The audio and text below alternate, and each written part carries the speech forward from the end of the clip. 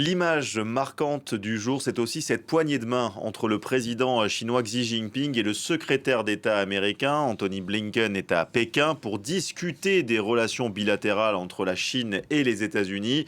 Le président Xi a évoqué de nombreux problèmes, je cite, qui subsistent entre les deux pays.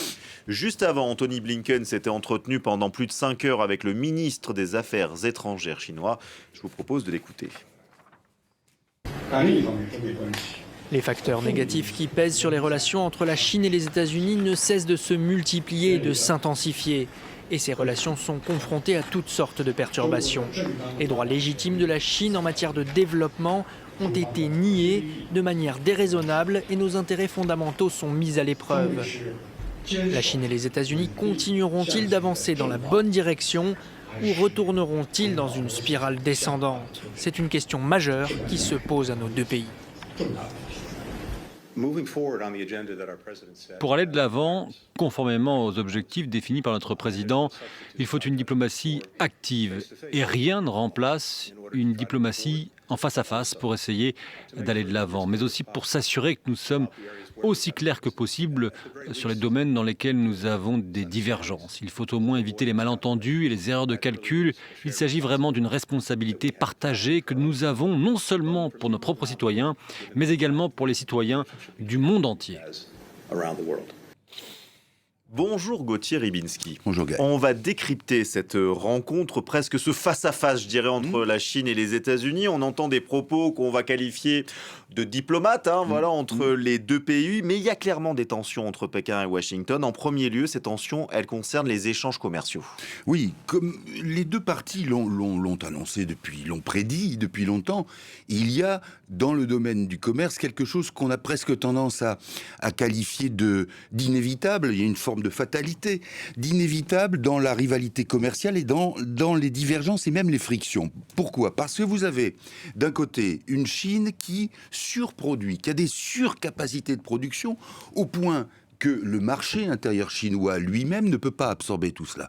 Ou alors, s'il pouvait l'absorber, ça serait un danger pour les dirigeants, parce que vous savez bien que paradoxalement, peut-être, même plus on grimpe en niveau de vie, plus on dit, mais maintenant, ça serait bien que j'ai des libertés politiques aussi. Donc, il s'agit de lever la chose, mais pas trop. Soyez bons, soyez consommateurs, mais pas trop, parce qu'après, vous deviendrez politiquement ennuyant ou ennuyeux.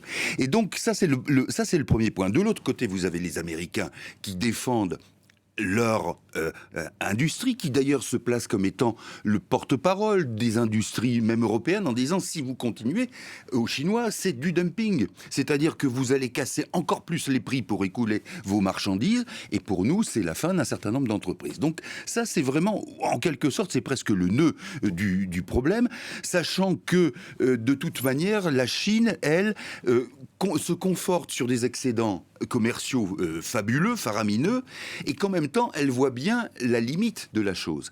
C'est que si, d'une part, elle fait face à des taxes, à des barrières douanières, eh bien, ça risque d'être une sorte de reflux. Donc, vous voyez que ce langage diplomatique dont vous parliez, il est à la fois, il est le signe des contraintes que subissent les deux pays, l'un après l'autre, et qui fait que même si ces tensions sont graves, de toute manière, aucun n'aurait intérêt à comme on dit vulgairement, renverser la table et dire « moi c'est moi et puis je ne m'occupe pas des autres ». Il y a une question aussi d'image pour Pékin, presque un modèle politique à défendre pour le régime chinois.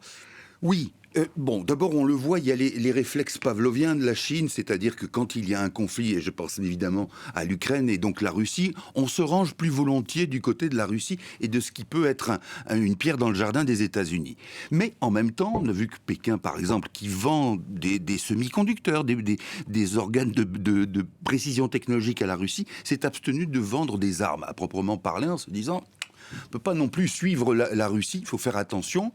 Mais pour répondre plus directement à votre question, il y a par exemple l'application TikTok qui est connue de beaucoup dans le monde et qui est à la fois un moyen pour Pékin d'essayer de grappiller, je ne sais plus à combien s'élève le nombre de torsions ou de détournements de la propriété intellectuelle auquel Pékin procède, et ça n'est pas que ça, c'est une façon aussi de dire la Chine, et Xi Jinping en est l'initiateur, la Chine est aussi un modèle dans le travail, un modèle dans la réflexion, un modèle aussi par rapport à vos, alors je cite de mémoire, à vos illuminations sur les libertés individuelles qui au fond ne sont pas si importantes que ça, etc., etc. Donc il y a ça aussi. Il y a simplement un paradoxe.